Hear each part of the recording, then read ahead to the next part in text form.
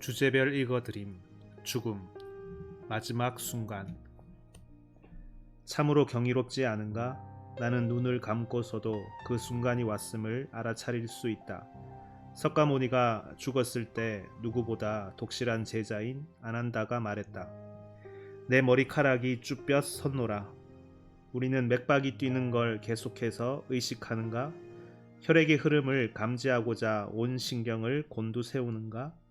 살아있음은 정기적 자극에 의한 것인가? 페로몬에 의한 것인가? 아니면 하늘의 연기에 의한 것인가?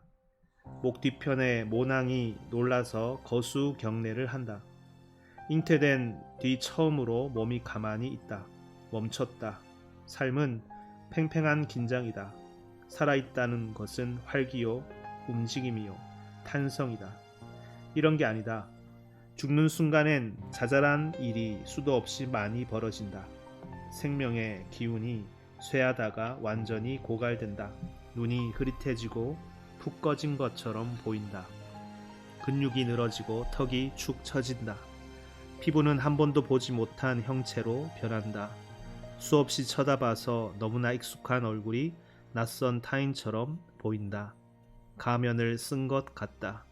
죽은 몸은 세상 어떤 것과도 같지 않다. 송장이요, 빈 껍데기요, 뉴턴의 법칙에 대한 구체적 신뢰에 지나지 않는다. 우리는 움직이는 상태의 몸이고 계속해서 움직이려 한다. 시신은 움직이지 않는 몸이다. 그것을 영면에 드신 몸이라고 부르는데 영원히 잠들었다는 뜻이다. 리포즈는 휴식이나 수면이라는 뜻이지만 중세 영어에서는 원래 있던 자리에 다시 놓는다는 뜻이다. 프랑스 철학자 모리스 메를로 퐁티는 우리가 대상을 이용함으로써 그 대상에 의미를 부여한다고 믿었다. 자아의 의미는 그 기능에 있다. 그는 이것을 지향성이라 불렀고 죽음은 지향의 전선을 살짝 늦추는 것이라고 여겼다.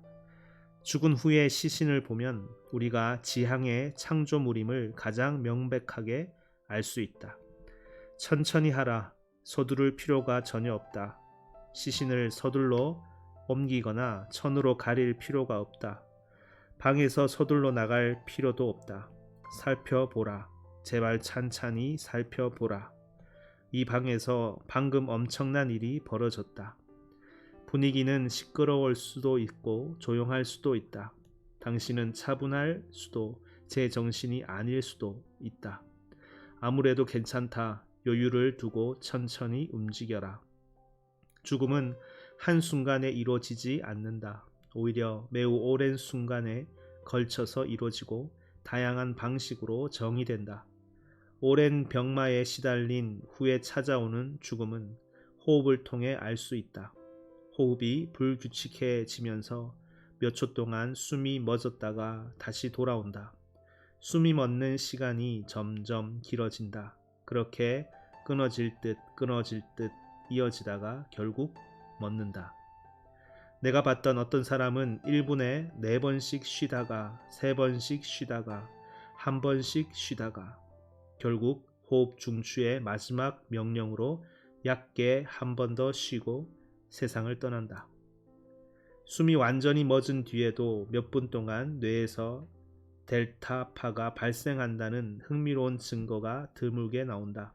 그래서 죽은 뒤에도 희미한 전기 신호가 눈꺼풀이나 입술에 미세한 경련을 일으킬 수 있다. 그렇다면 어떤 게 마지막 호흡일까? 우리의 통념은 이렇다. 사람은 심장 박동과 호흡이 멎으면 죽는다. 산소호흡기를 장착한 사람의 사망시간은 기계를 끄고 심장이 멈췄을 때라는데 다들 동의한다. 하지만 때로는 뇌사 상태여서 사람이라 칭할 만한 게 남아있지 않다고 보고 기계를 끄기도 한다. 몸은 자기 자신을 보존하고 계속 활동하도록 설계되어 있다. 그런데 다시는 작동할 수 없는 상태에서 멈춰버리면, 다시 말해서 숨을 쉬려는 반사적 욕구로서 극명하게 드러나는, 다시 말해 살고자 하는 충동이 사라지면 우리는 죽었다고 말한다. 복합 시스템으로서 몸의 조직이 와해된 것이다. 그렇다면 우리는 마지막 숨을 쉬고 나서 사망할까? 아니면 마지막 심장 박동이 뛰고 나서 사망할까? 그도 아니면 마지막 뇌파가 번뜩이고 나서 사망할까? 예, 아니요. 아마도 당신의 대답은 무엇인가? 사망 시간을 결정할 땐 임상적 합의 못지않게 사회적 합의도 중요하다. 일본에서는 사람이 어떻게 언제 죽느냐에 대한 합의가 이루어지지 않아서 환자 본인이나 환자를 대리하는 가족이 어떠한 정의에 따라 사망을 선언할지 선택할 수 있다. 우리는 삶과 죽음을 반이어로 서로 대립되는 것으로 생각한다.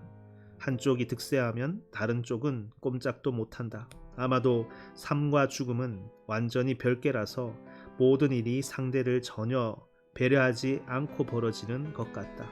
우리는 매 순간 죽고 매 순간 새로운 자아로 거듭난다. 내가 두려워할 때는 이 제한된 자아, 즉 육체와 정신의 혼합체인 자아, 다른 무엇으로도 대체할 수 없는 자아가 두려움에 떠는 것이다. 변화의 큰 파도에 대한 내 통찰은 눈을 번쩍 뜨고 눈앞에 펼쳐진 세상을 일순간 바라본 것과 같다. 그러한 통찰은 사물이 어떻게 딱딱 들어맞는지를 조금이나마 깨닫게 한다. 그러한 순간에 내가 경험한 것은 다른 종교를 믿거나 종교를 전혀 믿지 않는 사람들이 기술한 경험과 너무나 흡사하다. 그것들을 단순히 신념 체계에 의한 것이라고 주장하는 건 어리석다.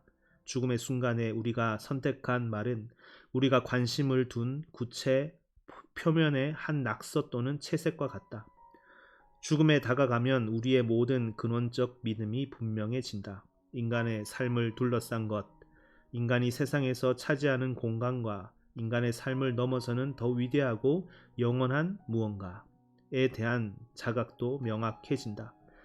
나는 이제 패기 넘치던 청년기의 불안과는 완전히 다른 대지의 굳건히 서 있다. 시인 마리 하우는 죽음의 순간을 어떤 것의 종료나 중단이 아닌 완성으로 여긴다. 삶의 총결산인 셈이다. 분주한 하루를 보내고 난 뒤에 맛보는 피곤하지만 뿌듯한 느낌에 대한 영원한 기억이요. 예전엔 미처 몰랐던 만족감을 느끼는 순간이다. 마리 하우는 죽음, 마지막 방문이라는 시에서 죽음을 이렇게 묘사했다.